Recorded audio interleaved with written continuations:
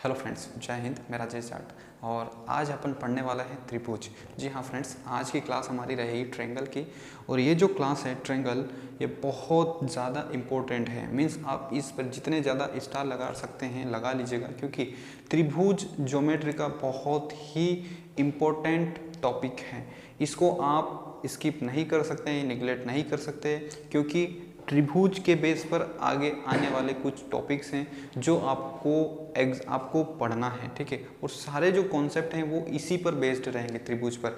देखिए, जो ज्योमेट्री है ना, देखा जाए तो इसका जो सबसे बेसिक, अगर मैं आपको बोलूँगा कि अगर आपको पढ़ना चाहिए, जो सबसे पहला, वो आपको लाइंस एंड एंगल्स पढ़ना चाहिए। क्योंकि जो लाइंस और एंगल्स आप पढ़ेंगे ना, तो उसके बाद उसी के कॉन्सेप्ट लगेंगे आपको, चाहे आप फिर त्रिभुज पढ़ें, चाहे आप क्वाड्रिलेटरल पढ़ें, चाहे फिर आप सर्कल पढ़ें या फिर पॉलीगन पढ़ें। जितने भी कॉन्सेप्ट अगर आपके निकल के आते हैं तो वो सारे लाइंस एंड एंगल्स के ही निकल के आते हैं। तो फ्रेंड्स, आपको यही सजेस्ट करूँगा कि चाहे आप फिर कोई से भी कॉम्पिटिटिव एग्ज़ाम की तैयारी कर रहे हैं ऑल ओवर इंडिया लेवल पर, जिसमें मैथ्स आजकल बहुत इम्पोर्टेंट है। मैथ्स ऐसा सब्जेक्ट है जो हर एक एग्ज़ाम में पूछा जाता है। और जो मैं आपको मैथ्स पढ़ा रहा हूँ वो आपका, जो मेरा मेन फोकस है वो डिफेंस फोर्सेस को लेकर है, ठीक है। उसके साथ अगर आप कोई अदर कॉम्पिटिटिव की तैयारी कर रहे हैं, लाइक रेलवे हो गया, ठीक है, एसएससी सीजीएल लेवल तक की एग्ज़ाम अगर आप फाइट करना चाहते हैं और आप चाहते हैं अगर उसमें अच्छा स्कोर करें, तो आप मेरा वीडियो लेक्चर ज़रूर देखें। क्यों? क्योंकि मैं आपको यहाँ पर कुछ ऐसे कॉन्सेप्ट दिखाऊँगा, कुछ ऐसे कॉन्सेप्ट सिखाऊँगा फ्रेंड्स, जो आपको क्वेश्चंस सोल्व करने के लिए आपकी हेल्प करेंगे, ठीक है। क्योंकि मुझे लगता है कि कुछ इतने बारीक से इतने बेसिक कॉन्सेप्ट आपने कभी सोचे भी नहीं होंगे कि कहीं ना कहीं इस तरीके से भी ट्रायंगल बन सकता है। क्योंकि देखिए, आपने हमेशा से एक चीज़ देखी होगी कि जब भी त्रिभुज का नाम आप सुनते होंगे तो आपके दिमाग में एक इमेज ऐसे क्लिक होती होगी, ठीक है, कि हाँ यार, ये मैंने ऐसा कुछ पढ़ा था लास्ट हमारी 6, 7, 8, 9th में, हमने ये पढ़ते हुए आए हैं बचपन से। तो आपके जैसे ही माइंड में त्रिभुज आता है तो आपको लगेगा हाँ, हमें इसे त्रिभुज पढ़ना है, ठीक है। ये चित्र आपको दिखेगा, प्लेन फिगर आपको दिखेगा। बट एक्चुअली में ये जो फिगर है, ये फिगर कैसे बना है, ठीक है, किन चीज़ों से मिलकर बना है, आज अपन उस पर डिस्कस करेंगे। और ये जो क्लास रहेगी ना, ये अपनी पूरी बेसिक्स क्लास है कि how to form a triangle, triangle कैसे बनता है, what is the definition of triangle, triangle की डेफिनेशन क्या है, और इसको नामकरण कैसे दिया गया है। आज इन 3 टॉपिक्स पर अपन डिस्कस करेंगे, जो कि बहुत इम्पोर्टेंट है। फ्रेंड्स प्लीज़, मैं आपको बार बार इस चीज़ पे फोकस कर रहा हूँ कि आप अगर ट्रायंगल पढ़ रहे हैं और अगर आप मुझे फॉलो कर रहे हैं, तो प्लीज़ मैं आपको यही सजेस्ट करूँगा कि आप मेरी प्रीवियस क्लास को अटेंड जरूर करें, जो लाइंस एंड एंगल्स की मैंने बनाई है। बहुत अच्छे से बेसिक कॉन्सेप्ट वहाँ पर आपके क्लियर किए थे। और वो जो प्रीवियस क्लास के जितने भी मेरे वीडियोज़ हैं, प्लेलिस्ट हैं, वो मैं आपको डिस्क्रिप्शन बॉक्स में लिंक दे दूँगा। पहले आप वहाँ पर फर्स्ट और सेकंड क्लास जरूर देखें, ठीक है। उसके बाद आप ट्रायंगल्स को जब स्टार्ट करेंगे तो आपको अच्छे से समझ में आएगा। तो चलिए, जैसे कि मैंने अभी आपको बताया कि आज अपन पढ़ेंगे ट्रायंगल की बिल्कुल एकदम बेसिक क्लास, ठीक है। तो आप अपनी कॉपी में भी हेडिंग डाल लीजिएगा, बेसिक, ठीक है, basics of triangle, basics of triangle, त्रिभुज के बेसिक्स, ठीक है। अब इसके अंदर अपन क्या पढ़ेंगे, सबसे पहले अपन देखने वाले हैं इसमें डेफिनेशन, ओके, मीन्स परिभाषा देखेंगे कि त्रिभुज की परिभाषा बुक्स के अकॉर्डिंग क्या कहती हैं, ठीक है। देन उसके बाद हम देखेंगे how to form a triangle, how to form a triangle, त्रिभुज कैसे बनता है, ठीक है।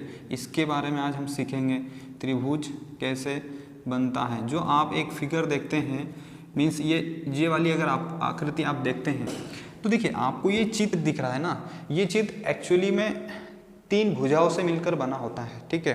बट ये तो आपने, जो मैंने अभी आपको जो लाइन बोली कि 3 भुजाओं से मिलकर बना होता है, ये बुक्स में ऐसा कैसा प्रिंटेड हैं और वही चीज़ आप भी रट लेते हैं, उसके पीछे कॉन्सेप्ट समझने की कोशिश नहीं करते हैं। और वही कॉन्सेप्ट मैं आपको सिखाऊंगा कि एक्चुअली में ये फिगर ऐसा क्यों है और इसी को हम त्रिभुज क्यों बोलते हैं, ठीक है।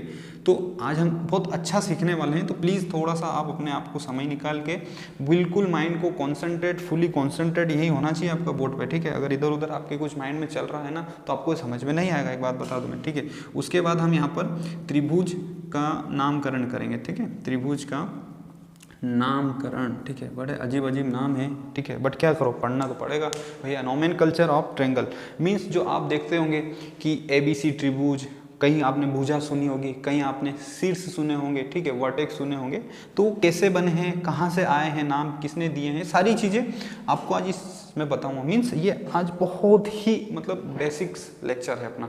देन इसके बाद जो नेक्स्ट लेवल रहेगा वो इससे थोड़ा सा हाई रहेगा, और अगर ये समझ में आएगा तो देन वो वाला जो लेक्चर है, नेक्स्ट वाला जो लेक्चर है, आपको बहुत ही अच्छे से समझ में आएगा, ठीक है।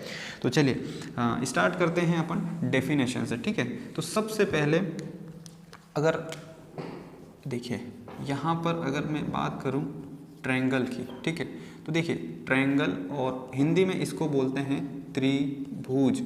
दिख रहा है कि नहीं दिख रहा है, एक मिनट देख लेता हूँ, हाँ दिख रहा है, ठीक है, ओके। तो अब हम यहाँ पर देखिए जो ट्रायंगल है इसके नाम को पकड़ते हैं, क्योंकि देखिए ज्योमेट्री एक ऐसा सब्जेक्ट है ना जो अपने नाम में ही बहुत कुछ बता देता है, इसलिए आप चीज़ों को समझिएगा प्लीज़। मैं आपको हर बार हर एक मिनट 2 मिनट में बार बार ये सजेस्ट करता हूँ कि आप को क्यों फोकस करता हूँ कि आप चीज़ों को रटिए मत, समझिएगा, ठीक है। आपको चीज़ें अगर लॉन्ग टाइम के लिए याद रखना है तो आपको चीज़ें समझना पड़ेगी, ठीक है। तो ट्रायंगल अब सबसे बेसिक अगर हैं तो आज अपन इसकी परिभाषा से ही स्टार्ट कर देते हैं कि व्हाट इज ट्रायंगल। तो देखिए अगर ट्रायंगल को मैं अगर संधि विच्छेद करता हूँ तो ट्राई धन एंगल ऐसे बनेगा, और अगर यहाँ पर मैं हिंदी में अगर इसका संधि विच्छेद करता हूँ तो त्रिधन भुज ये होता है, ठीक है। तो देखिए इसका जो ट्राई है इसका मीनिंग होता है, ठीक है, एक चीज़ एक यहाँ पर ध्यान रखना, एक होता है मोनो, ठीक है, एक होता है बाई, एक होता है ट्राई, एक होता है टेट्रा, ठीक है, एक होता है पेंटा, देन उसके बाद हेक्सा, ठीक है, देन ऐसे चलता रहता है, ठीक है, ऑक्टल, ठीक है, डेसिमल। तो ये सारे क्या हैं, फॉर्म है, नाम है, ठीक है, एक स्टैंडर्ड नाम है, ठीक है। तो इसमें आपको ये दिख रहा है यहाँ पर ट्राई, बाई का मतलब होता है 2, means by means binary number, binary number मतलब 0 और 1, जो कि कंप्यूटर लैंग्वेज होती है, जो हमें समझ में नहीं आती है, सिर्फ हमारा कंप्यूटर ही समझ सकता है, उसे हम बोलते हैं बाइनरी नंबर। एक मोनो होता है, मोनो मीन्स 1, और ट्राई का मतलब होता है 3। अब यहाँ पर ये चीज़ समझ में आ गई कि ट्राई का मतलब ही क्या है। यहाँ पर अगर हम बात करें इंग्लिश में तो ट्राई का मतलब होता है 3 प्लस एंगल मीन्स एंगल ही होगा। तो इससे आपको क्या समझ रहा है, 3 एंगल मीन्स इसको जब हमने संधि विच्छेद किया तो क्या निकल के आया, 3 एंगल, ठीक। मीन्स अब आपको ये दिमाग में याद रखना है कि हाँ हम कुछ ऐसी आकृति भी पढ़ेंगे जिसमें कितने एंगल होंगे, 3 एंगल होंगे। अभी ये चीज़ ध्यान रखना आप, ठीक है। अब ये तो हो गई इंग्लिश में, अब इसकी इंग्लिश की डेफिनेशन को हमने तोड़ के समझ लिया कि भैया try angle means try angle, ये अपन बोलते हैं ना एक शॉर्ट में ट्रायंगल, ट्रायंगल मीन्स इसको अगर हम संधि विच्छेद करके पढ़ेंगे तो उसको बोलते हैं ट्राई एंगल, मीन्स 3 एंगल से बनी हुई आकृति। तो आपको ये चीज़ क्लिक होना चाहिए कि हाँ ऐसी आकृति पढ़ेंगे जहाँ पर 3 कोण बनेंगे, ठीक है। अभी तक तो हमें यही बता रहा है, ठीक है सर, और आगे चलिए। तो जब ये तो इंग्लिश की बात हो गई, जब हम इसको हिंदी में पढ़ते हैं तो हिंदी की बुक्स में आपको मिलेगा, देखने को मिलेगा त्रिभुज, और त्रिभुज का मतलब होता है यहाँ पर भी 3 भुजाओं, 3 भुजा, ठीक है, 3 भुजा, ठीक है। मीन्स ऐसी आकृति जिसमें क्या होगी, 3 भुजा भी होगी, ठीक है। अभी देखिए अपन सिर्फ इसके नाम को संधि विच्छेद करके सिर्फ अभी हम पढ़ रहे हैं, इसको तोड़ रहे हैं हम और उसका मीनिंग समझ रहे हैं, ठीक है। तो आपको ये सारी चीज़ें नोट करना है। तो त्रिभुज, त्रि का मतलब होता है 3 और भुज का मतलब होता है भुजा, ठीक है, ये बात ध्यान रखना। देखिए मुझे एक चीज़ याद आ गई है भुजा से, मैंने अभी कहीं ना कहीं एक चीज़ पढ़ी थी, हमारे इंडिया में एक 2017 का एक नोटिस वायरल हो रहा था, उसके अंदर लिखा हुआ था कि बताएं चांद पर जाने वाला प्रथम व्यक्ति कौन था, ठीक है, कौन था, ये वाला कुछ ऐसा वहाँ पर क्वेश्चन पूछा गया था, ठीक है, और 2017 लिखा हुआ था वहाँ पर। तो उस बच्चे ने बहुत ही खूबसूरत जवाब दिया, मतलब मतलब अपने इंडिया में टैलेंट की कमी नहीं है। देखिए उसने आप सभी को मालूम है कि चांद पर प्रथम व्यक्ति कौन गया था, तो उसने अपने अकॉर्डिंग, भैया कुछ मूवी आई थी तो उस मूवी को देखकर उसने अपने आप को दिमाग लगाया, मतलब ट्रिक बना दी उसने ट्रिक बना दी बाहुबली। क्या बना दी? बाहुबली। अब इसको जब उसने संधि विच्छेद करके देखा तो उसने बोला बाहु को बोलते हैं आम, ठीक है, आम बोलते हैं, और बली का मतलब होता है स्ट्रॉन्ग, ठीक है, बली मीन्स मजबूत, स्ट्रॉन्ग। तो यहाँ पर उसने लिखा कि आम और स्ट्रॉन्ग, तो अगर इसको जोड़ेंगे तो आम स्ट्रॉन्ग, ठीक है, और आम स्ट्रॉन्ग ही तो पहले प्रथम व्यक्ति था जो कहाँ पे गया था? चांद पे गया था। मीन्स देखिए अपने इंडिया में इतने मोस्ट टैलेंटेड लोग हैं कि जो बाहुबली देख के गए थे, बाहुबली जो मूवी आई थी उसके बाद उन्होंने आम स्ट्रॉन्ग की संधि विच्छेद करके चांद पर पहुंचाने वाला प्रथम व्यक्ति बना दिया, ठीक है। तो इसी प्रकार से मैं ये बता रहा था कि संधि विच्छेद मीन्स यही होता है कि उसको तोड़कर उसके मीनिंग्स को अच्छी तरीके से समझना, ठीक है।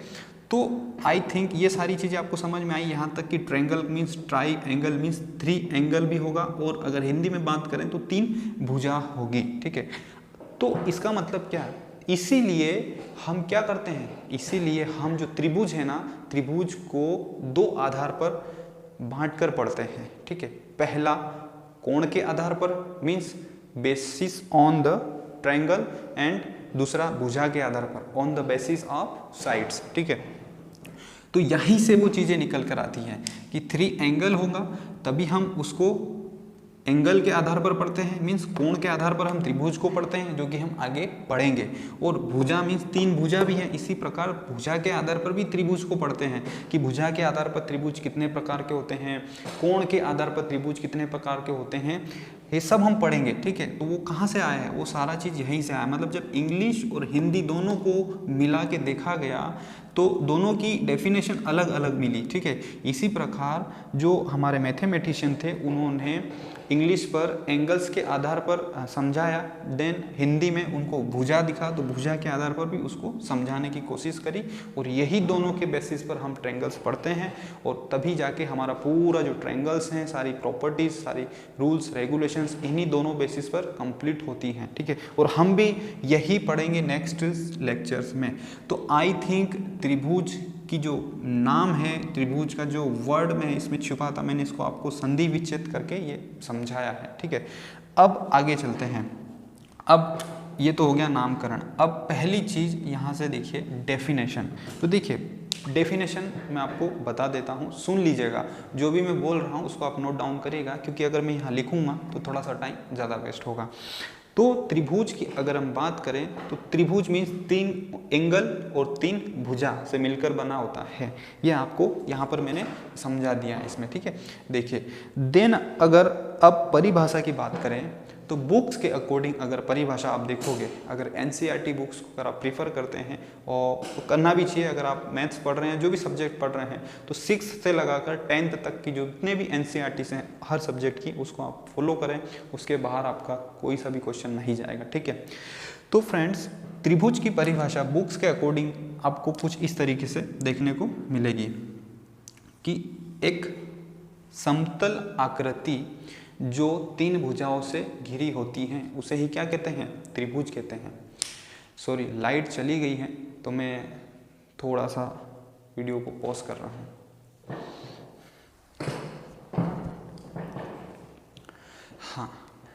हाँ तो फ्रेंड्स थोड़ा सा लाइट चली गई थी इसलिए थोड़ा सा डिस्टर्बेंस हो गया, सॉरी फॉर दैट, ठीक है। तो अब मैं आपको बता रहा था त्रिभुज की परिभाषा बता रहा था। त्रिभुज की परिभाषा बुक के अकॉर्डिंग क्या बोलती है, अगर हम हिंदी में पढ़ते हैं, ठीक है, तो हिंदी में अगर डेफिनेशंस आप बुक्स में मिलेगी तो आपको कुछ न कुछ इस तरीके से उसकी परिभाषा देखने को मिलेगी। जो परिभाषा है वो कुछ इस तरीके से है कि ऐसी समतल आकृति जो 3 भुजाओं से क्या हो घिरी होती हैं, क्या कहलाती है? त्रिभुज कहलाता है, त्रिभुज कहलाती है। कैसी आकृति? एक समतल आकृति, ठीक है, समतल आकृति। अगर इसी को आप इंग्लिश में देखेंगे तो इंग्लिश में आपको कुछ इस तरीके से दिखेगा कि a plane figure which is bounded by a 3 line segment और a line is called a triangle. ठीक है, देखिए यहाँ पर मैंने आपको बताया था कि आपको इंग्लिश पर भी ध्यान देना है, थोड़ा सा त्रिभुज है और इसको आपको हिंदी की परिभाषा को भी लेकर चलना पड़ेगा, आपको बहुत अच्छे से समझ में आएगा, थोड़ा सा पेशेंस रखिएगा। ठीक है, मैं सब समझाऊंगा आपको। तो देखिए ये हिंदी में आपको अगर परिभाषा है तो हिंदी में आपको दिया गया है, ऐसी समतल आकृति जो 3 भुजाओं से घिरी होती है त्रिभुज कहलाती है। और आपको दिखता भी है। आप बोलेंगे ये सर ये तो बचपन से ही पढ़ते आ रहे हैं, आप क्या इतना बेसिक से पढ़ा रहे हैं। थोड़ा सा रुकिए, आपको बहुत मजे आने वाले हैं क्योंकि मैं आपको बहुत ही अच्छे कॉन्सेप्ट क्लियर करूंगा। ठीक है, मुझे ऐसा लगता है कि ये कॉन्सेप्ट आपको शायद ही पता हो। ठीक, तो अगर मैं चाहूँ तो आपको यहाँ से भी आगे कर सकता हूँ, पढ़ा सकता हूँ, बट मैंने आपको क्या बोला, मैं आपको हर एक वो चीज़ देने की कोशिश करूँगा जो आपको आगे लॉन्ग टाइम याद करने के लिए आपको हेल्प करेगी। ठीक है, तो अगर इस डेफिनेशंस की मैं बात करूँ तो इस डेफिनेशंस के अकॉर्डिंग आपकी जो समतल आकृति है वो कुछ इस तरीके से दिखेगी। अब यहाँ पर देखिए एक वर्ड आया है आपके सामने, एक शब्द आया है समतल। ठीक है, इसका मतलब क्या, ये जो समतल शब्द है ना इसका मतलब क्या होता है ये मैं आपको समझा रहा हूँ। देखिए मैं आप इसको रब कर रहा हूँ यहाँ पर। देखिए फ्रेंड्स, आपको यहाँ पर दिखा, मैंने आपको डेफिनेशन भी बताई और आपको बुक में भी दिखने को मिलेगा एक समतल आकृति। ठीक है, थोड़ा सा ध्यान से समझना। ठीक, प्लेन फिगर क्या बोलते हैं इसको इंग्लिश में, प्लेन फिगर। ठीक है, प्लेन फिगर। तो प्लेन फिगर और समतल आकृति किसे कहते हैं। अगर मैं इजी लैंग्वेज में बात करूं तो समतल आकृति का मतलब होता है ऐसी आकृति जिसमें 2 डायमेंशनल हो। क्या हो, जिसमें 2 डायमेंशन हो, मीन्स जिसमें क्या हो, या तो लंबाई हो या फिर चौड़ाई हो, उसे बोलते हैं समतल आकृति। या और अच्छे से अगर मैं बात करूं तो ऐसी आकृति जिसको आसानी से बोर्ड, मीन्स ये जो बोर्ड है, इस बोर्ड या फिर कॉपी में हम उसको क्या लिख सकते हैं, मीन्स उसको बना सकते हैं। ठीक है, मीन्स देखिए ये क्या है, एक त्रिभुज है, इसको मैंने बना दिया। ये क्या है, एक चतुर्भुज है, इसको मैंने यहाँ पर इजीली ड्रा कर दिया। ये क्या है, एक वृत्त है। ठीक है, इसको मैंने यहाँ पर इजीली बना दिया। ठीक है, मीन्स ये क्या है, ये सभी कौन सी आकृतियाँ कहलाती हैं, समतल आकृति कहलाती है, प्लेन फिगर कहलाती है। मीन्स इसमें सिर्फ और सिर्फ क्या होती है, या तो लंबाई होगी या फिर चौड़ाई होगी, इसमें जो ऊंचाई है वो नहीं होती है। और जहाँ पर भी ऊंचाई आ जाती है, मीन्स 3 डायमेंशनल आ जाता है, उसे हम बोलते हैं 3D फिगर। ठीक है, तो समतल आकृति मीन्स 2D फिगर होता है। ठीक है, जिसको हम आसानी से पेन द्वारा पेपर पर ड्रॉ कर सकते हैं और मार्कर द्वारा इजीली बोर्ड पर ड्रा कर सकते हैं, उसी को क्या बोलते हैं, प्लेन फिगर। ठीक है, मीन्स त्रिभुज क्या है, त्रिभुज। अब आप बोलेंगे इसमें त्रिभुज में तो ये आपको कुछ ऐसा डायग्राम दिखता है, तो देखिए त्रिभुज में क्या होता है, एक लंबाई होती है। ठीक है, अब उसकी जो चौड़ाई है, मीन्स चौड़ाई मीन्स इसकी ऊंचाई हम यहाँ से देखते हैं। ठीक है, तो ये जो भी एरिया कवर होता है, ठीक है, ये कैसे निकाला जाता है आपको आगे मैं सब पढ़ाऊंगा। ठीक है, अभी आप सब इतना सा ध्यान रखिएगा कि ऐसी आकृति जो क्या हो, जिसमें 2 डायमेंशनल हो, जिसमें क्या हो, सिर्फ और सिर्फ लंबाई हो गुणित चौड़ाई हो। ठीक है, उसी को क्या बोलते हैं, समतल आकृति। ठीक है, तो ये चीज़ आपको समझ में आई होगी। तो अब 3D डायमेंशनल 3D आकृति क्या होती है, देखिए 3D आकृति का अगर मैं एग्जांपल दूं आपको, हाँ तो देखिए मेरे हाथ में ये देखिए यहाँ पर ये क्या है, देखिए ये मेरे हाथ में क्या है, एक डस्टर है। ठीक है, जिससे मैं अभी बोर्ड पर रब करता हूँ। तो ये डस्टर मुझे बताएं आपको क्या दिख कैसा रहा है। तो अगर मैं आपसे पूछूं इजीली तो आप बताएंगे सर इस डस्टर में हमें क्या दिख रही है, इस डस्टर की एक लंबाई दिख रही है। मैं बोलूँगा और आपको क्या दिख रहा है, तो बोलेंगे सर इसमें एक ये यहाँ पर इसकी चौड़ाई भर भी है। ठीक है, और इसमें आपको क्या दिख रहा है, तो आप बोलेंगे सर इसकी हाइट भी है, ये देखिए सर यहाँ से ये इतना ऊपर है, मीन्स इसकी इतनी ऊंचाई भी है। ठीक है, तो यहाँ पर ये जो डस्टर है ये मुझे बताएं ये 2D फिगर है कि 3D फिगर है। तो आप यहाँ पर इस डस्टर को 2D फिगर नहीं बोलेंगे, क्योंकि ये जो डस्टर है इस डस्टर में क्या है, 3 साइड्स हैं। कौन कौन सी, एक लंबाई है, एक इसकी चौड़ाई है और एक इसकी ऊंचाई है। ठीक है, मीन्स ये 3D फिगर है। और 3D फिगर को आसानी से हम ना तो कॉपी पे ड्रा कर सकते हैं ना ही बोर्ड पर ड्रा कर सकते हैं। कैसे, चलिए मैं समझाता हूँ आपको। सपोज करें यहाँ पर नहीं दिखेगा, इसको मैं अभी रब कर रहा हूँ। ठीक है, सपोज करें ये देखिए ये यहाँ पर, इसको अगर मैं रखता हूँ बोर्ड पर। ठीक है, अगर इस बोर्ड पर मैंने इसको बनाने की कोशिश करी तो देखिए मैं क्या बना पाऊँगा। अगर इसको मैं बनाने गया तो इसकी एक तो मैं इसकी लंबाई को बना सकता हूँ, ठीक है। देन इसके बाद इसकी चौड़ाई को बना सकता हूँ। अब लंबाई भी आ गई, उसकी चौड़ाई भी आ गई। मुझे बताएं अब मैं इसकी हाइट को कैसे बनाऊंगा? नहीं बना सकता ना। हाइट को बनाने के लिए मुझे क्या चाहिए? ये देखिए, ये समतल आकृति है ही नहीं, ये क्या है? 3D फिगर है। अब मैं कहीं ऐसे तो खींच नहीं सकता लाइन, है ना।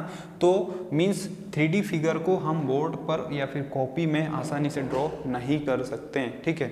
इनको ड्रॉ करने के लिए या तो हमें किसी सॉफ्टवेयर की ज़रूरत पड़ती है, मीन्स इसको मैक्सिमम हम कंप्यूटर के द्वारा ही बना सकते हैं वहाँ पर। बाकी अगर हम पेन से इसको हम बनाने जाएंगे, ड्रॉ करने जाएंगे, तो हम नहीं बना सकते हैं। देखिए ना, आपके सामने मैंने प्रैक्टिकल करके बताया। अगर मैं इसको इसी डायरेक्शन में भी बनाऊँ तो आप बोलेंगे सर इसकी या तो आप लंबाई नाप सकते हैं और इसकी चौड़ाई नाप सकते हैं, बट इसकी ऊंचाई आप नहीं बना सकते हैं। मीन्स अगर इधर से देखें तो ये देखिए, ये चौड़ाई, ठीक है, और ये क्या है? ये लंबाई, ठीक है। तो चौड़ाई और लंबाई मीन्स यहाँ पर आपको 2 डायमेंशनली आप बना पा रहे हैं, एक तो लंबाई और एक इसकी चौड़ाई। मीन्स आप 3D को कॉपी और बोर्ड पर आसानी से ड्रा नहीं कर सकते हैं। बट मैंने अभी क्या बताया कि समतल आकृति में सिर्फ 2 ही डायमेंशन होता है। मीन्स एक तो चौड़ाई होती है, एक लंबाई होती है, तो इसको हम आसानी से ड्रा कर सकते हैं। मीन्स अगर इस डस्टर को मैं बिल्कुल यहाँ से इसका जो ये ऊपर वाला पोर्शन है, अगर इसको मैं उड़ा दूँ, ठीक है, तो बिल्कुल एकदम क्या बन जाएगी? समतल आकृति बन जाएगी, जिसमें क्या होगी? सिर्फ एक क्या होगी? लंबाई होगी और एक चौड़ाई होगी, ठीक है। अब आई बात समझ में। तो उसे हम बोलते हैं 2D फिगर, और जिसमें 3 डायमेंशनल होता है, मीन्स लंबाई गुणित चौड़ाई गुणित ऊंचाई, उसे क्या बोला जाता है? 3D figure. तो आई थिंक ये इसका मतलब आपको समझ में आया होगा कि अभी हम किसकी बात कर रहे हैं? 2D की बात कर रहे हैं। जब हम मेंसुरेशन पढ़ेंगे तो वहाँ पर हम 3D के बारे में भी डिस्कशन करेंगे, ठीक है। तो ये हो गया समतल का भी, अब आपको समझ में आ गया होगा। मैं एक एक चीज़ आपको क्लियर करते हुए चल रहा हूँ, ठीक है, ताकि आपको माइंड में कोई भी कन्फ्यूज़न ना रहे। और फिर भी अगर कुछ छूटता है तो मुझे आप कमेंट करके ज़रूर पूछ लीजिएगा कि सर आपने ये चीज़ें मिस कर दी या फिर आपने ये नहीं पढ़ाया। तो मैं कोशिश करूँगा नेक्स्ट वीडियो में उसको भी आपके सामने एक्सप्लेन करूँ, ठीक है। तो डेफिनेशन यहाँ पर बुक्स के अकॉर्डिंग अगर हम देखें ना फ्रेंड्स, तो बुक्स के अकॉर्डिंग थोड़ी सी जो डेफिनेशन है ना, वो क्या है? कहीं ना कहीं थोड़ी सी कम है। मीन्स जो बुक्स अगर आप देखते हो ना, तो बुक्स में फ्रेंड्स आपको पॉइंट टू पॉइंट चीज़ें मिलती हैं और वही चीज़ आप रट लेते हो, क्योंकि देखिए बुक्स ऑलरेडी अपने आप में बहुत बड़ी होती है। बट जब हम इसको और अच्छे से समझेंगे ना, तो एक ट्रिंगल की एक नई डेफिनेशन आपको सुनने को मिलेगी। देखिए अब यहाँ पर आएगा ट्विस्ट, बहुत ही मज़े आएगा। इसको मैं आपको रब कर रहा हूँ, ठीक है, या फिर इधर पढ़ा रहा हूँ। देखिए अब ध्यान से सुनना मेरी बात। मैं यहाँ पर एक चीज़ बता रहा हूँ आपको, ठीक है, कि मैंने आपको पढ़ाया था सबसे पहले जो लाइन्स ऑन एंगल्स थी, उसमें मैंने जो आपको सबसे पहला पॉइंट जो मैंने पढ़ाया था वो पढ़ाया था बिंदु, ठीक है। अब उसी का यहाँ पर यूज़ होने वाला है। और बिंदु के बारे में मैंने आपको पढ़ाया था, पॉइंट के बारे में, कि ऐसा सूक्ष्मतम कण जिसका ना तो रेडियस होती है, उसे हम क्या बोलते हैं? बिंदु कहते हैं। और जिसको हम नग्न आंखों से नहीं देख सकते, जिनको हम ओपन आई से नहीं देख सकते, उसी को हमने क्या डिफाइन किया था? पॉइंट किया था, बिंदु किया था, है ना। उसे हम बिंदु बोलते थे। उसके बाद हमने वहाँ पर रेखा के बारे में डिस्कशन किया था, मीन्स लाइन के बारे में। तो लाइन के बारे में हमने पढ़ा था कि अनंत बिंदुओं से मिलकर एक लाइन का निर्माण होता है, ये चीज़ हम पढ़ी थी। और लाइन जो होती है उसका ना तो हमें स्टार्टिंग पॉइंट पता होता है, ना ही एंडिंग पॉइंट पता होता है। मीन्स अगर ये एक पॉइंट है तो ये इस पॉइंट से इस डायरेक्शन में अनंत तक जा सकते हैं, और ये इस डायरेक्शन में भी अनंत तक जा सकते हैं। और ये एक किसका? एक लाइन का निर्माण करते हैं। कौन करते हैं? अनंत बिंदु मिलकर एक लाइन का निर्माण करते थे। ये चीज़ मैं पढ़ाई थी आपको, ठीक है। इसलिए मैं आपको बोल रहा था कि मेरे प्रीवियस वीडियो आप जरूर देखें, ठीक है। तो रेखा भी आपको समझाया था। तो ये ऐसे रेखा बनती है, ठीक है, ये हो गई हमारी रेखा, ठीक है। देन उसके बाद वहाँ मैंने आपको एक चीज़ और पढ़ाई थी, वो थी किरण, ठीक है, किरण, रे, ठीक है। क्या पढ़ाया था मैंने आपको? रे। और रे के बारे में मैंने आपको पढ़ाया था, रे की डेफिनेशन मैंने क्या दी थी कि ऐसी रेखा, ठीक है, ऐसी रेखा जिसका प्रारंभिक बिंदु तो पता होता है बट अंतिम बिंदु पता नहीं होता है, उसे हम क्या कहते थे? किरण के नाम से जानते थे, ठीक है। और मैंने इसका एग्जाम्पल भी दिया था आपको। बैटरी जो टॉर्च होती हैं वो एक तरह से क्या है? रे का काम करती है, किरण का काम करती है। कुछ आई बात समझ में? इसलिए मेरे प्रीवियस वीडियो आप ज़रूर फॉलो करें। तो देखिए वहाँ पर मैंने आपको पॉइंट पढ़ाया था, रेखा पढ़ाई थी, किरण पढ़ाया था। अब इन्हीं तीनों का, चारों का यहाँ पर एंगल्स में हमें त्रिभुज में काम आने वाला है। अब वो किस तरीके से, देखिए आगे समझिए, ठीक। अब यहाँ पर मैं अगर आपको बुक्स के अलावा एक डेफिनेशन और लिख रहा हूँ, इसको आप ध्यान से सुनिएगा, ठीक है। अब यहाँ पर अगर मैं एक डेफिनेशन लिख रहा हूँ त्रिभुज की, ऐसी समतल आकृति, ठीक है, जो तीन भुजाओं से घिरी हो तथा तीनों भुजा एक दूसरे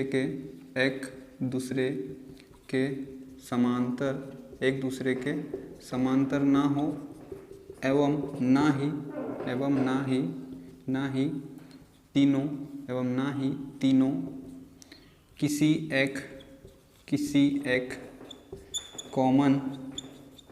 एक कॉमन बिंदु से गुजरे तभी एक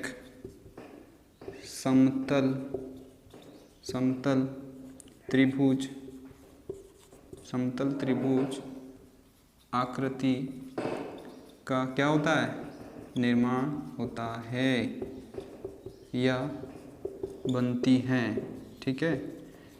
ये चीज़ ध्यान रखना। देखिए बहुत ही इजी लैंग्वेज में मैंने लिखा है, समझिएगा, रटिएगा मत, क्योंकि आपको ये चीज़ें समझना बहुत ज़रूरी है। जब तक आप चीज़ों को समझेंगे नहीं तब तक आपको समझ में नहीं आएगी, ठीक है। अब समझाने की कोशिश मैं कर रहा हूँ, आपकी लैंग्वेज में कर रहा हूँ, ये इस तरीके से मुझे लिखने की ज़रूरत नहीं है, बट फिर भी मुझे मालूम है कि आप लोगों को कहाँ पर प्रॉब्लम्स आती हैं। तो देखिए अगर त्रिभुज की परिभाषा हम देखें तो ऐसी समतल आकृति, सॉरी यहाँ पर देखिए ये समलत हो गया है, इसको थोड़ा सा सही कर लीजिएगा, ठीक है। समतल आकृति, ऐसी समतल आकृति जो तीन भुजाओं से घिरी हो तथा तीनों भुजा एक दूसरे के समांतर ना हो एवं ना ही तीनों किसी एक कॉमन बिंदु से गुजरें, तभी एक समतल त्रिभुज आकृति का निर्माण होता है या त्रिभुज समतल आकृति बनती है। अब इस डेफिनेशन का मीनिंग, इस डेफिनेशन का मतलब क्या है, चलिए मैं आपको डायग्राम से समझाने की कोशिश करता हूँ। देखिए यहाँ पर आपको मैंने लिखा कि ऐसी समतल आकृति जो तीन भुजाओं से घिरी हो तथा तीनों भुजा एक दूसरे के समांतर ना हो एवं ना ही तीनों किसी एक कॉमन बिंदु से गुजरे, तभी एक समतल त्रिभुज का आकृति का निर्माण होता है। तो देखिए आप इसको ऐसे समझिएगा कि ये मैंने आपको रेखा पढ़ाई थी, ठीक है। सभी खेल रेखा और किरण का ही है एवं बिंदु का है, उन्हीं का खेल यहाँ पर हम सीखेंगे, ठीक है। सपोज करें ये दो रेखा हैं, ठीक है, ये दो रेखा, और इन दो रेखा को कोई एक रेखा ऐसे अगर काटती है तो देखिए यहाँ पर आपको कुछ एक आकृति बनी हुई दिखती है, दिख रही है। मीन्स ये जो आकृति है, इसी आकृति को हम क्या कहते हैं, त्रिभुज कहते हैं, ठीक है। अब आप बोलेंगे कि सर आपने तो लिखा है कि तीनों पैरेलल नहीं होना चाहिए।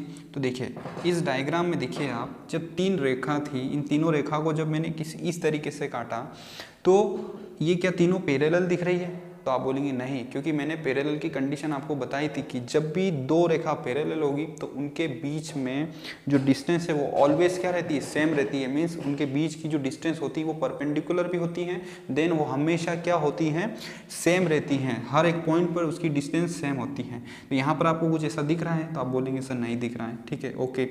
देन आपको ये चीज़ दिख रही होगी सर कि यहाँ पर आपने लिखा है कि तीनों किसी एक कॉमन बिंदु से नहीं गुजरना चाहिए।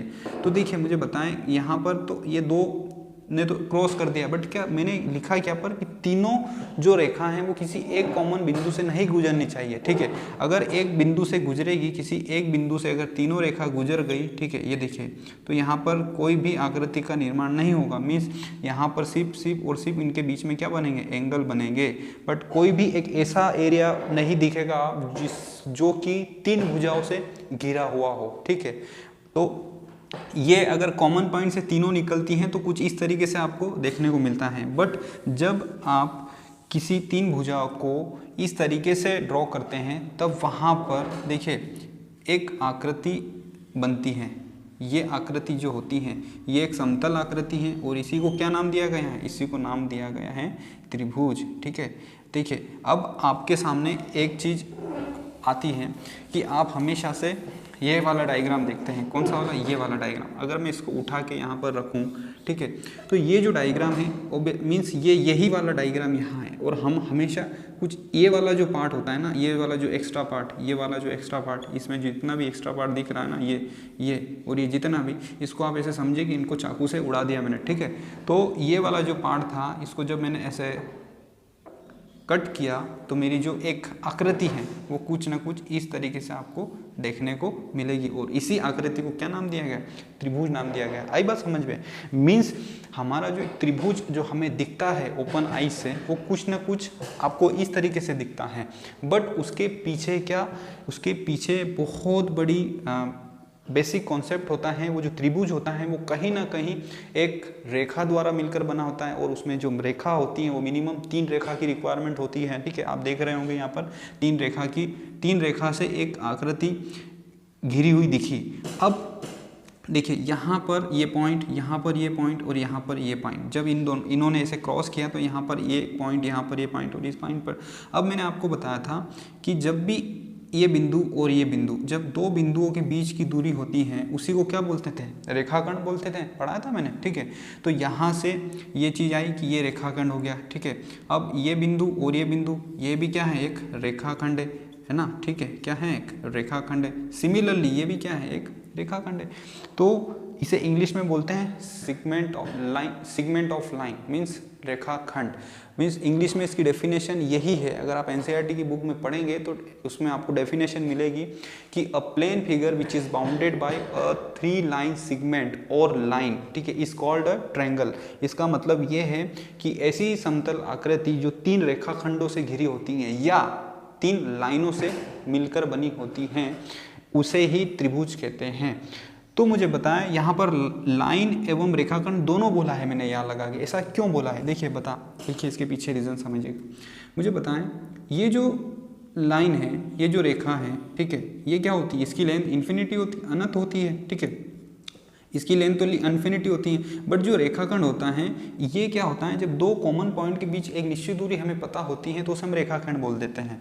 तो ये डिपेंड किस पर है? एक्चुअली ये जो रेखाखंड होता है ये बनता किस पर है? ये डिपेंड किस पर है? ये लाइन पर ही तो डिपेंड है, क्योंकि जो लाइन होती है एक अनंत लंबाई की होती है। मीन्स अगर उसके लेफ्ट साइड अगर हम बढ़ाएंगे तो कितना बढ़ाएंगे कोई हमें उसका अंदाजा नहीं है, क्योंकि उसकी लेंथ कितनी होगी? इन्फिनिटी होगी। अगर हम उसके राइट में अगर हम उसको बढ़ाएंगे तो वो इन्फिनिटी तक जा सकती हैं। तो सिमिलरली उसी लाइन पर अगर एक फिक्स्ड डिस्टेंस हमें पता हो तो वो फिक्स्ड डिस्टेंस ही क्या कहलाती है? हमारा रेखाखंड कहलाती है। तो इसीलिए ये रेखाखंडी पार्ट किसका है? एक रेखा का ही तो पार्ट है ना। इसलिए यहाँ पर डेफिनेशन में इंग्लिश में ऐसा बोला गया है कि a plane figure which is bounded by a 3 line segment, और का मतलब होता है या लाइन मीन्स या रेखा।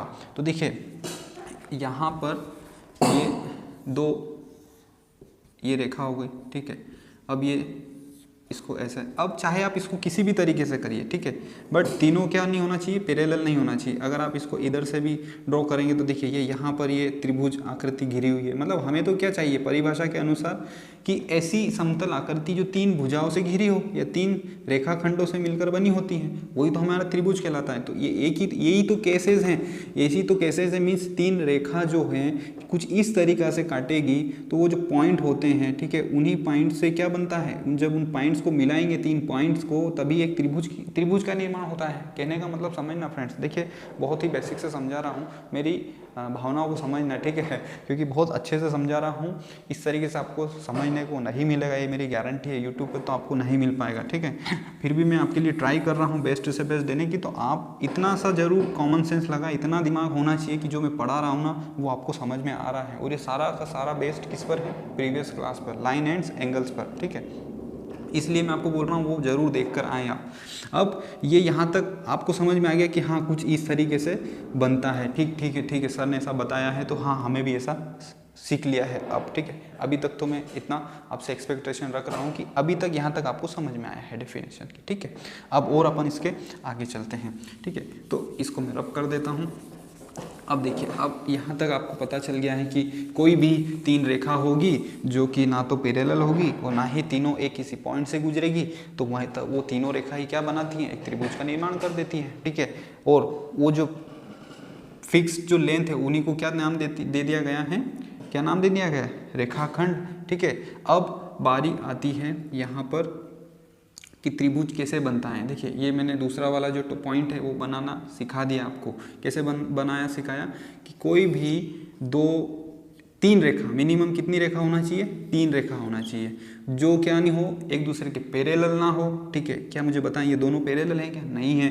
पैरेलल का मतलब होता है हमेशा दोनों, कभी भी रेखा एक दूसरे से कभी जिंदगी भर नहीं मिलेगी। क्यों, क्योंकि इनके बीच की डिस्टेंस क्या होती है, कांस्टेंट होती है। ठीक है, बट यहाँ पर कुछ ऐसा दिख रहा है क्या, नहीं दिख रहा है। आप बोलेंगे नहीं सर। अब यहाँ पर अगर मैं इसको एक रेखा को ऐसे पास करता हूँ तो मुझे बताएं ये एक पॉइंट यहाँ पर इसने काटा, एक पॉइंट यहाँ पर इसने काट दिया। ठीक है, मीन्स ये एक हो गया यहाँ पर पॉइंट, ये हो गया यहाँ पर पॉइंट ऑफ इंटरसेक्शन, और एक पॉइंट ये हो गया इनका इंटरसेक्शन। अब यहाँ आप बोल रहे होंगे सर क्या 2 रेखा एक दूसरे को इंटरसेक्ट कर सकती है? हाँ बिल्कुल, अगर 2 रेखा एक दूसरे को इंटरसेक्ट करती हुई निकलती हैं और अगर थर्ड वाली उसी पॉइंट से नहीं गुजरती हैं, किसी अदर पॉइंट उन्हीं लाइन को कहीं अलग अलग मीन्स डिफरेंट पॉइंट पर अगर इंटरसेक्ट करके हुई निकलेगी, मतलब इस लाइन को यहाँ पर इस पॉइंट पे किया और इस रेखा को इस लाइन ने इस पॉइंट पर इंटरसेक्ट किया, तो वहाँ पर आपको ऑटोमेटिक एक ऐसी फिगर, एक ऐसा चित्र दिखेगा, एक ऐसी आकृति दिखेगी जो क्या है, जो 3, आपको ये समझना है कि ये 3 कहीं ना कहीं ऐसे लाइन से घिरी हुई है। ठीक है दोस्तों, अब ये जो लाइन है ना, ये लाइन नहीं है, ये इसे क्या है, इसको आप बोलेंगे line segment of line means ये क्या कहलाती है, ये रेखाखंड है दोस्तों।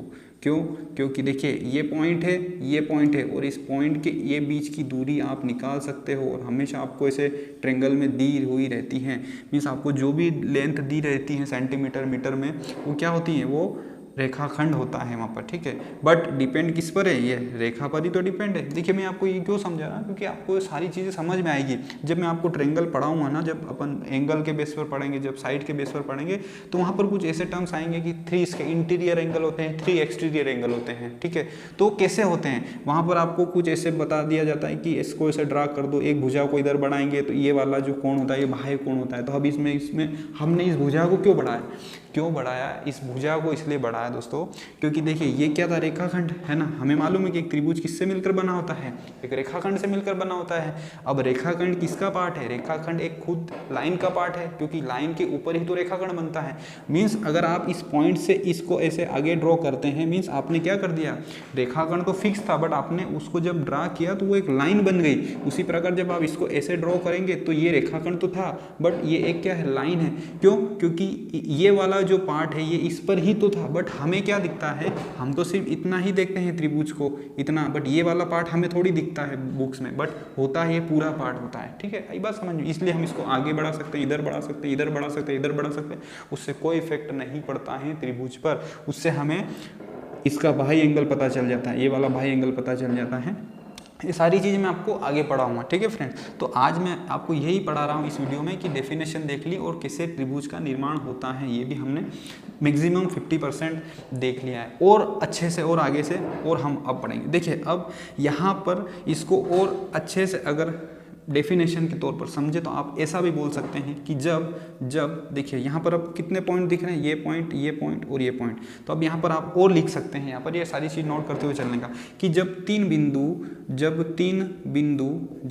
बिंदु असंरेखीय होते हैं, जब 3 बिंदु क्या हो, असंरेखीय होते हैं तब इनको मिलाने से एक त्रिभुज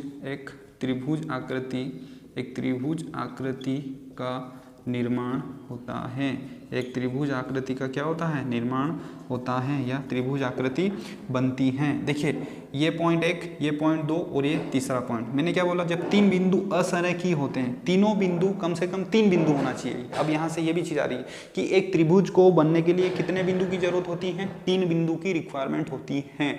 और तीनों बिंदु कैसे होना चाहिए, तीनों बिंदु असंरेख होना चाहिए। मैंने आपको पढ़ाया था, 2 टर्म्स पढ़ाई थी, संरेख और असंरेख, collinear and non collinear. Means संरेख किसे बोलते हैं, कोलिनियर किसे बोलते हैं, जो एक ही लाइन में हो, स्टेप बाय स्टेप, एक के पीछे एक, उसे हम बोलते हैं संरेखीय है। ठीक है, और ऐसे 3 बिंदु जो एक लाइन में ना हो। अब आप बोल रहे होंगे अब अब यहाँ आप सोच रहे होंगे कि सर ये दोनों बिंदु तो एक लाइन में है, पर मैंने यहाँ क्या लिखा है कि जब तीन बिंदु असंरेखीय होते हैं, मीन्स तीनों बिंदु एक लाइन में नहीं होना चाहिए, ठीक है। अगर दो बिंदु एक लाइन में होंगे तो चलेगा, बट तीसरा बिंदु अगर उसी लाइन में होगा तो वो नहीं चलेगा। अगर वो हट गया उस लाइन से तो वो असंरेख बिंदु कहलाते हैं। सपोज एग्जाम्पल देखिए, मैं यहाँ पर दो बिंदु ले रहा हूँ, ये दोनों बिंदु हैं एक लाइन में। जब इन दो बिंदु को मिलाता हूँ तो एक रेखाखंड का निर्माण होता है, क्योंकि इनके बीच की एक निश्चित दूरी हमें पता होती है। सिमिलरली अगर एक पॉइंट और मैंने इसी लाइन में खींचा तो यहाँ पर देखिए फिर ये एक रेखाखंड बन गया, ठीक है, एक रेखाखंड बना। अब यहाँ पर ए पॉइंट,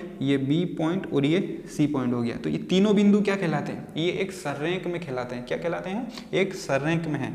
बट अगर मैं एक बिंदु यहाँ पर ले लिया और एक बिंदु यहाँ पर ले लिया, और अगर एक बिंदु को मैंने इस लाइन से ऐसे जस्ट थोड़ा सा नीचे ड्रॉ किया तो देखिए अब ये कुछ ना कुछ ऐसे बनेगा। तो मैं इसको जब मिलाया, इसको जब मिलाया और जब इसको यहाँ से मिलाया तो देखिए एक त्रिभुज जैसा कुछ आपको दिखा। अब आपको लगेगा हाँ सर ये तो त्रिभुज जैसी आकृति बन गई। क्यों? क्योंकि अभी मैंने आपको पढ़ाया कि तीन भुजाओं से घिरी हुई बंद समतल आकृति ही क्या कहलाती है? त्रिभुज कहलाती है। मीन्स त्रिभुज को बनाने के लिए तीन असंरेखीय बिंदु भी होते हैं। मीन्स तीन असंरेखीय बिंदु होते हैं तो एक त्रिभुज का निर्माण करते हैं। ये भी आप पॉइंट नोट डाउन करें, ठीक है। अब आगे और चलते हैं। ये यहाँ तक क्लियर हो गया होगा, मैं इसको रब कर रहा हूँ, ठीक है। अब इसके बाद अपन थोड़ा सा और समझते हैं। देखिए अब यहाँ से जब मैंने आपको पढ़ाया, क्या पढ़ाया कि जब मैं आपसे एक क्वेश्चन पूछता हूँ, ये क्वेश्चंस आता है अक्सर, वन लाइनर क्वेश्चंस पूछ लिया जाता है। देखिए आपसे क्वेश्चन पूछा जाता है कि जब तीन बिंदु सररेखीय होते हैं तब कितने रेखाखंड बनते हैं, ठीक है। तो अब आप देखिए जब तीन बिंदु से सररेखीय होते हैं तब कितने रेखाखंड बनते हैं। तो चले देखते हैं, अपन बनाते हैं। एक लाइन में है तीनों बिंदु, सररेखीय मीन्स तीनों बिंदु एक लाइन में। तो अब देखिए इसको जब मिलाएंगे तो ये एक रेखाखंड, ठीक है, और जब इसको मिलाएंगे तो ये दो रेखाखंड। बट बच्चा क्या गलती करता है? बच्चा इसका आंसर दे देता है 2, कि इसमें दो रेखाखंड बनेंगे। इसका आपको देख रहा है एक रेखाखंड और दो रेखाखंड। बट यहाँ पर ऐसा नहीं है, आपको एक रेखाखंड ये भी कंसिडर करना पड़ेगा, क्योंकि देखिए एक रेखाखंड तो ये है, इसकी डिस्टेंस भी है, एक ये टुकड़ा भी है और एक ये पूरा डिस्टेंस भी तो है। मीन्स जब तीन बिंदु सररेखीय होते हैं तो कितने?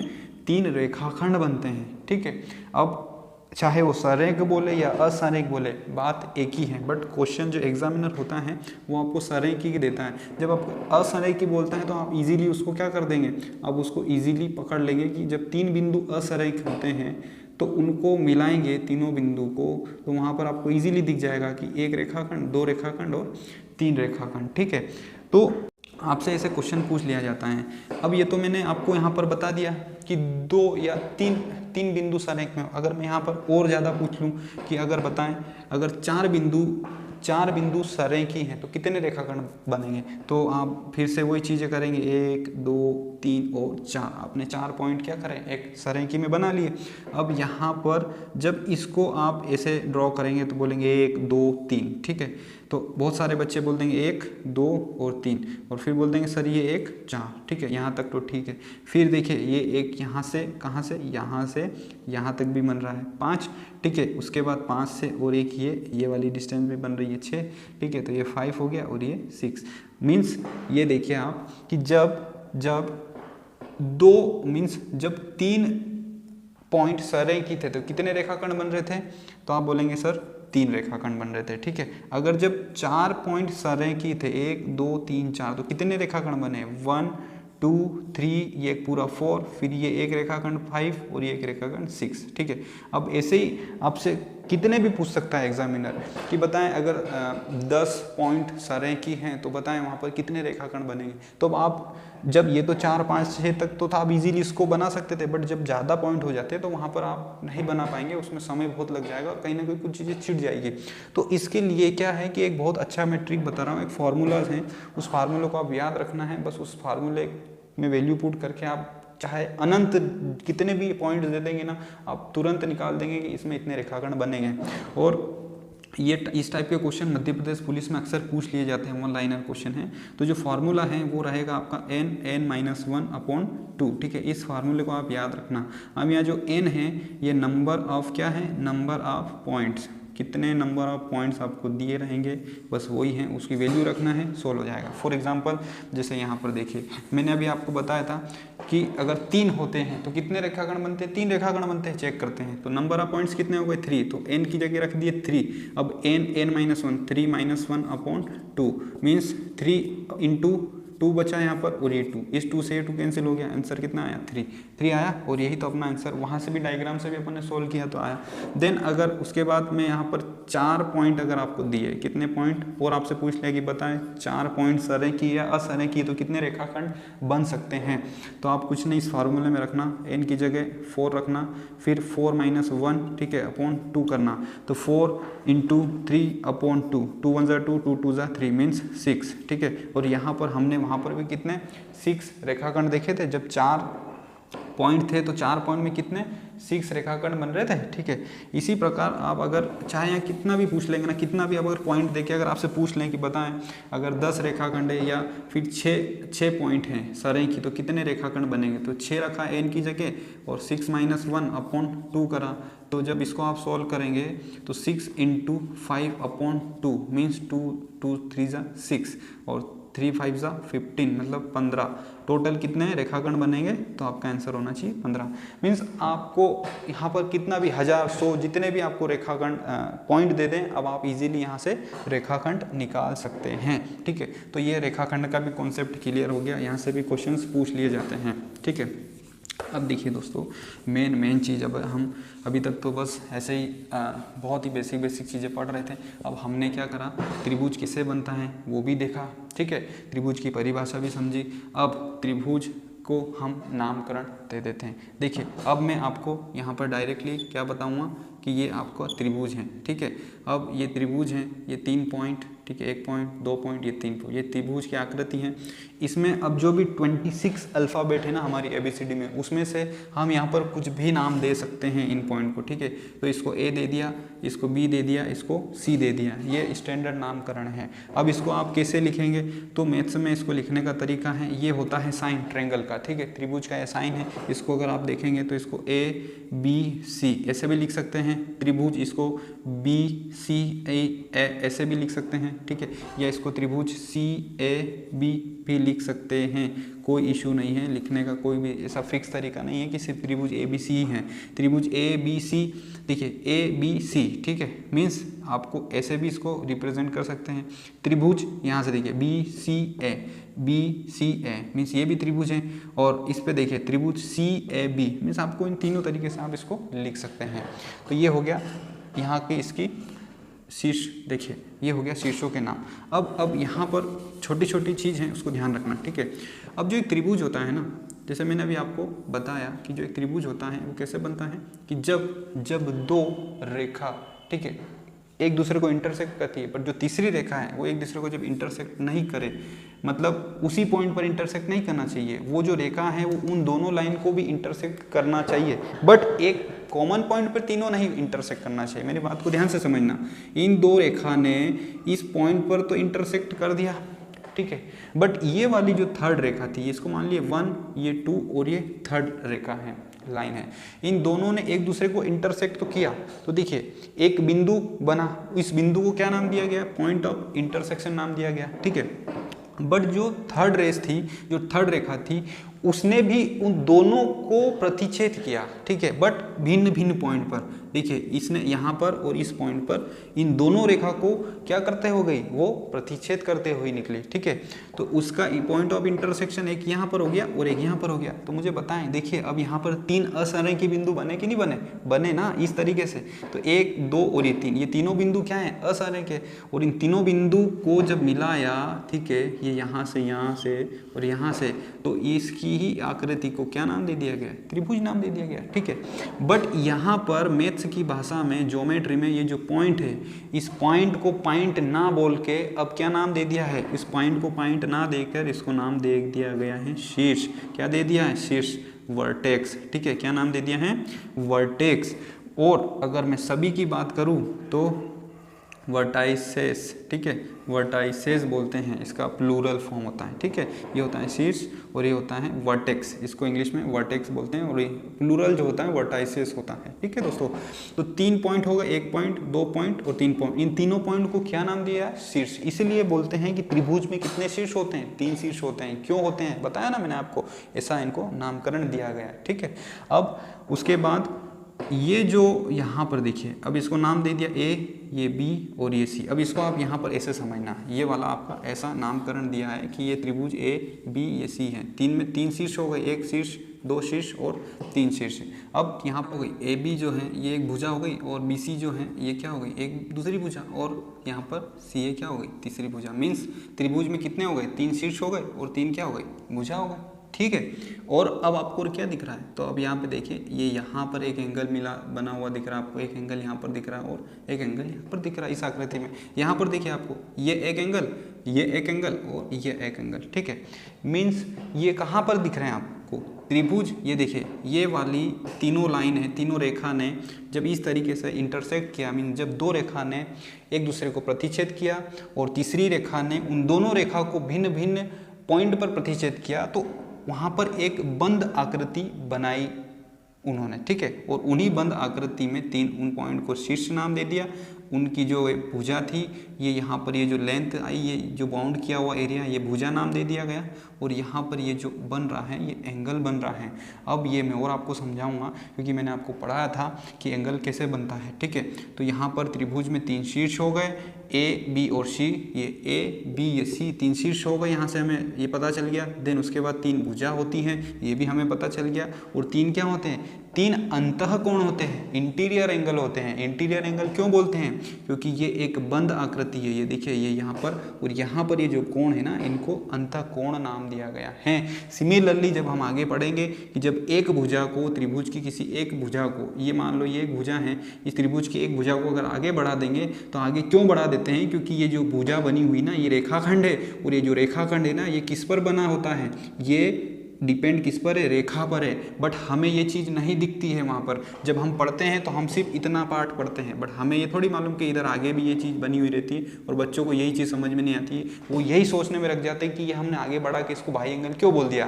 क्योंकि देखिए दोस्तों, ये अगर 3 इंटीरियर एंगल है ना, तो इस त्रिभुज के 3 एक्सटीरियर एंगल भी बनेंगे, 3 बाह्य कोण भी बनेंगे। कैसे? एक कोण ये बना, ठीक है, यहाँ से देखिए एक कोण, जब इस भुजा को ऐसे आगे बढ़ाया तो एक कोण ये यहाँ पर बना, इसको मैंने नाम दे दिया एक्स। ठीक है, ये एक भुजा इधर बढ़ा थी, अब ये वाली भुजा को अगर इधर ये बढ़ाया तो ये एक कोण, बाह्य कोण इसका यहाँ बन रहा है। ठीक है, इसको वाई नाम दे दिया। और ये वाली जो भुजा है अगर ये इधर बड़ी हुई है, ये तो देखिए ये एक यहाँ पर एंगल बन रहा है, ये जेड। मीन्स त्रिभुज में 3 इंटीरियर एंगल भी बनते हैं और 3 एक्सटीरियर एंगल भी बनते हैं। तो त्रिभुज के तीनों अंतःकोणों का योग कितना होता है? 180 डिग्री होता है। और त्रिभुज के तीनों बाह्य कोणों का योग कितना होता है? 360 डिग्री होता है। ये मैं आगे आपको प्रूव करके बताऊंगा, तो ये छोटी छोटी पॉइंट्स ही आप लिख लेना। तो अभी मैं आपको यही बता रहा था कि 3 शीर्ष होते हैं, ए, बी, सी। ये 3 शीर्ष कहाँ से आए? तीनों पॉइंट से आए हैं। ठीक है, जो 3 बिंदु थे जहाँ पर तीनों रेखा ने इंटरसेक्ट किया, ठीक है, उन्हीं पॉइंट को क्या नाम दिया गया? शीर्ष नाम दिया गया त्रिभुज, ज्योमेट्री के अंदर त्रिभुज में। और जो ये रेखाखंड था, इन रेखाखंड को भुजा नाम दिया गया। ठीक है, एक्चुअली में ये रेखाखंड, ठीक है, बट इनको नाम क्या दिया गया? भुजा नाम दे दिया गया। और ये 3 एंगल्स बनते हैं। तो यहाँ पर आपको ये चीज़ समझ में आ गई कि त्रिभुज में अब 3 शीर्ष होते हैं। वो 3 शीर्ष कैसे बने हैं ये भी मैंने आपको बताया। ठीक है, त्रिभुज की 3 भुजा होती हैं। वो 3 भुजा क्या है? एक्चुअली में वो 3 भुजा क्या है? अपने आप में एक रेखाखंड है। ठीक है, और जो इंटीरियर एंगल है वो क्यों बन रहे हैं? क्योंकि मैंने आपको पढ़ाया था। अब देखिए, ये जो तीनों एंगल है ना, ये कैसे फॉर्म हो रहे हैं मैं आपको बताता हूँ कि एक त्रिभुज जब बनता है तो 3 एंगल क्यों बनते हैं। देखिए यहाँ पर देखिए त्रिभुज मैंने आपको पढ़ाया था किरण। किरण का मतलब क्या होता है, किरण की डेफिनेशन क्या थी? किरण की डेफिनेशन ये थी कि आप बोलेंगे सर कि किरण एक ऐसी रेखा है जिसका स्टार्टिंग पॉइंट पता होता है बट हमें एंडिंग पॉइंट पता नहीं होता है, ठीक है। और आपको याद हो तो मेरी फर्स्ट या सेकंड क्लास में मैंने आपको एंगल जब पढ़ाया था, वहाँ पर जब कोण के बारे में बताया तो मैंने आपको बताया था कि कोण का निर्माण कैसे होता है, कोण कैसे बनता है। तो मैंने आपको याद है, मैंने आपको 2 रेज को एक मार्कर के द्वारा एग्जाम्पल के तौर पर समझाया था कि जब दो किरण एक संरेखी होती हैं तो वहाँ पर कोई भी एंगल नहीं बनता है, ठीक है। बट जब वही 2 किरण किसी एक कॉमन पॉइंट से भिन्न भिन्न डायरेक्शन में अगर निकलती हैं तो वहाँ पर क्या होता है, एक एंगल फॉर्म बनता है। ये दिख रहे, ये वाला जो गैप है ना, इसी को बोलते हैं कोण। तो यहाँ पर आप देखिए, ये यहाँ पर देखिए, आप इसको देखिएगा, ये एक कॉमन पॉइंट है। तो यहाँ से जब, हाँ दूसरी चीज़, त्रिभुज के जितने भी एंगल्स बनते हैं, जो जितने भी कोण बनते हैं, उन कोण को बनाने की जिम्मेदार कौन होता है? किरण होती है। कौन होती है? किरण। कभी भी रेखा जो होती है वो कोण नहीं बनाती हैं, ठीक है। ये एक स्टैंडर्ड टर्म है, क्योंकि देखिए हम जानते हैं कि पॉइंट एक कॉमन पॉइंट होता है ना, एक कॉमन पॉइंट से निकलती है क्या? किरण का एक फिक्स्ड पॉइंट पता होता है हमें। इसीलिए यहाँ से जब 2 रेज एक दूसरे के ओवरलैप होती हैं किरण, तो एंगल नहीं बनता है। बट जब दोनों अलग अलग दिशा में निकलती हैं एक ही पॉइंट से, तो वहाँ पर एंगल बनता है, ठीक है। तो यहाँ पर देखिए, ये मान लो सपोज करो एक रेज इधर जा रही है और ये एक रेज इधर गई, तो यहाँ पर एक एंगल बना, कैसा? ये वाला देखिए। तो यहाँ पर ये देखिए, एक रेज ऐसे गई तो एक कॉमन पॉइंट था, इस कॉमन पॉइंट से ये रे 1 गई और ये रेज 2 गई, और इन्होंने एक एंगल बनाया थीटा। क्या बना दिया? थीटा बना दिया। अब देखिए यहाँ पर और अच्छे से अगर समझें तो ये एक पॉइंट हो गया, ये एक पॉइंट हो गया। जब इन दोनों पॉइंट को यहाँ पर, अब मैंने एक ऐसे लाइन ड्रॉ कर दी, इस पर देखना, ये वाली रेखा, ठीक है। अब ये पॉइंट देखना यहाँ पर, अब ये यहाँ पर देखना, तो अब इस पॉइंट पर भी देखिए, ये एक पॉइंट हो गया। अब इस पॉइंट से यहाँ पर ये 2 क्या हो गई? ये 2 रेज हो गई। अब इस पॉइंट पे ये 2 रेज हो गई। अब आप बोलेंगे सर, कभी आप बोल रहे हैं कि ये रेखाखंड है, कभी आप बोल रहे हैं यहाँ पर ये किरण है, तो ये क्या चक्कर है? तो देखिए, तो एक चीज़ यहाँ पर ध्यान रखना कि जब किरण जो है, जब एक पॉइंट से निकलती है, ठीक है, तो वहाँ पर क्या बनता है? एंगल फॉर्म बनता है। यही मैंने आपको बताया था। अब मेन चीज़ ये आ जाती है कि सर आप कभी यहाँ पर बोल रहे हैं कि ये क्या है? रेखाखंड है, और कभी बोल रहे हैं कि ये किरण है, तो ये क्या चक्कर है? हमें समझ में नहीं आ रहा। तो देखिए मेरी बात ध्यान से सुनना, यहाँ पर जब एक पॉइंट होता है ना, तो जो उस पॉइंट पर ध्यान रखना मेरी बात, उस पॉइंट पर क्या होता है कि यहाँ से 2 रेज, क्या कौन सी? 2 रेज निकलती हैं, तो एंगल फॉर्म होता है ना। बट अभी मैंने क्या बोला? अभी आपको मैंने बताया कि ये तो रेखाखंड है। क्यों? क्योंकि ये एक निश्चित दूरी भी है यहाँ पर। बट जब ये रेखाखंड कब बनता है दोस्तों? यहाँ तक अभी तो ये रेज है, किरण है, और ये रेखाखंड कब होगा? जब यहाँ पर एक तिर्यक छेदी रेखा ऐसे इनको प्रतिच्छेद कर देगी, मीन्स इस पॉइंट पर और इस पॉइंट पे, ठीक है। तो ये वाली जो डिस्टेंस है, देखिए ये एक पॉइंट हो गया, ये एक पॉइंट, ये एक पॉइंट, तो ये वाला जो डिस्टेंस है ये क्या हो गया? एक फिक्स्ड डिस्टेंस हो गया, इस पॉइंट से इस पॉइंट, ये इस पॉइंट से इस पॉइंट। तो ये जो है यहाँ किरण ना कहकर जब एक त्रिभुज बन जाता है तो वहाँ पर इनको भुजा कहते हैं। और ये भुजा असल में है क्या? ये एक पार्ट है रेखाखंड का। और रेखाखंड किसका पार्ट है? ये लाइन का पार्ट है। तो आई बात समझ में? मीन्स मेरे समझाने का मतलब यही था कि जब त्रिभुज पढ़ते हैं तो आप सबसे पहले स्टार्ट करते हैं कि त्रिभुज में 3 शीर्ष होते हैं, 3 भुजा होती हैं, 3 एंगल होते हैं। पर कहाँ से बने हैं इसको मैंने आपको प्रूव करके दिखाया है। मैंने आपको सारी चीज़ें समझाई हैं कि ये एक्चुअली लाइन एंड एंगल्स के कॉन्सेप्ट है, बट आप उसको कभी इतना डीपली नहीं पढ़ते हैं, ठीक है। सारे कॉन्सेप्ट लाइन एंड एंगल्स के आए। देखिए ये पॉइंट भी हमने वहाँ पढ़ा था, बिंदु, फिर रेखाखंड भी हमने वहाँ पर पढ़ा था, देन उसके बाद एंगल भी वहाँ पर हमने पढ़ा था। तो सारे कॉन्सेप्ट वहीं से उठकर आके इस त्रिभुज में अप्लाई हो रहे हैं, ठीक है। तो इस लेक्चर में मैंने आज आपको क्या क्या पढ़ाया है? ट्रायंगल की डेफिनेशन पढ़ा दी है कि व्हाट इज़ ट्रायंगल क्या होता है, उसके अकॉर्डिंग देन उसके बाद अपन ने त्रिभुज कैसे बनता है अपन ने ये भी सीखा है। देन उसका नोमेनकल्चर भी हमने सीखा है कि जो नाम होता है वो कैसे दिया गया है, कहाँ से आए हैं। जो लाइन एंड एंगल्स में हम जो बिंदु होते हैं उन्हीं बिंदु को शीर्ष नाम दे दिया गया है। जो लाइन एंड एंगल्स की जो रेखाखंड होती हैं उन्हीं को यहाँ पर त्रिभुज में भुजा नाम दे दिया गया है। और जो लाइन और एंगल्स में हम जो 2 किरण एंगल बना रही थी उन एंगल्स को यहाँ पर त्रिभुज के 3 अंतःकोण नाम दे दिए गए हैं, ठीक है। तो इस तरीके से जो त्रिभुज की जो बेसिक डेफिनेशन है उसको हमने बहुत अच्छे से समझा है। तो यहाँ तक आपको कोई डाउट नहीं होना चाहिए। आई थिंक ये सारी चीज़ें आपको समझ में आ गई होगी। तो इस वीडियो में अब इतना ही। नेक्स्ट वीडियो हमारा बहुत ज़ोरदार होने वाला है, क्योंकि अब मेन हम यहाँ से स्टार्ट करेंगे। मेन अब मैं आपको बार बार ये वाले डायग्राम नहीं बना के दिखाऊंगा, बट आपके माइंड में ये डायग्राम जरूर क्लियर होना चाहिए। जब भी आप ट्रायंगल पढ़ें तो आपको ये लगना चाहिए कि हाँ ट्रायंगल कहीं ना कहीं 3 ऐसी नॉन पैरेलल लाइन से मिलकर बना होता है जो कभी भी एक कॉमन पॉइंट से पास नहीं होती है, ठीक है। तभी एक त्रिभुज का निर्माण होता है। और इन सारी चीज़ों को माइंड में रखना। तो जब आगे हम पढ़ेंगे कुछ कॉन्सेप्ट, तो वहाँ पर कुछ भुजा को हम बाहर की ओर बढ़ाएंगे। तो क्यों बढ़ाएंगे, अब आप उसका जवाब आपके पास ऑलरेडी मिल चुका है, क्योंकि जो त्रिभुज होता है वो एक्चुअली पार्ट होता है लाइन का, ठीक है। वो लाइन पर ही मिलकर बना होता है, इसलिए वहाँ पर हम जो हमें दिया गया भुजा दी गई है वो एक तरीके से हमारी रेखाखंड होती हैं। और जब हम इसको आगे लेफ्ट और राइट में जितना भी बढ़ा सकते हैं तो उस ट्रायंगल पर कोई इफेक्ट नहीं पड़ता है, ठीक है। तो ये बेसिक आज का लेक्चर था और आशा करता हूँ आपको अच्छे से समझ में आया होगा। अब जो नेक्स्ट हमारा जो सेशन रहेगा उसमें हम स्टार्ट करेंगे ट्रायंगल की मेन प्रॉपर्टीज़, कि ट्रायंगल की जितनी भी अब मेन प्रॉपर्टीज़ हैं हम कल से नेक्स्ट वीडियो में हम पढ़ना स्टार्ट करेंगे, ठीक है। तो अच्छे से समझिएगा, और भी अगर कोई डाउट हो तो कमेंट बॉक्स में कमेंट जरूर करिएगा। मिलते हैं नेक्स्ट वीडियो में। जय हिंद, जय भारत।